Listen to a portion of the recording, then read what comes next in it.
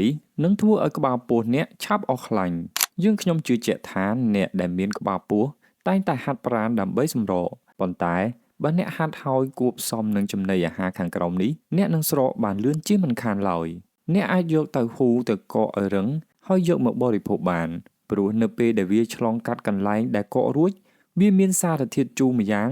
ដែលអាចកាត់ជាតិខ្លាញ់ដែលមាននៅក្នុងរាងកាយអ្នកដូចនេះក្បាលពោះអ្នកនឹងចាប់ផ្ដើមស្រកបណ្ដា2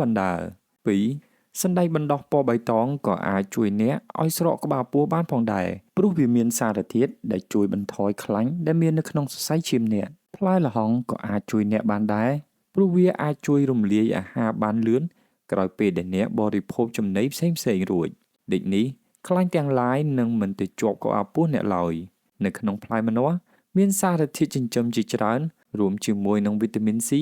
ដែលអាចជួយបំបែកអាហារផ្សេងៗក្រោយពេលដែលអ្នកបរិភោគអាហារជាច្រើនរួចដូចនេះអ្នកអាចពិសាវាបានក្រោយពេលបរិភោគអាហាររួចត្រសក់ក៏អាចជួយឲ្យអ្នកស្រកក្បាលពោះបានដែរព្រោះវាមានវីតាមីន C និង B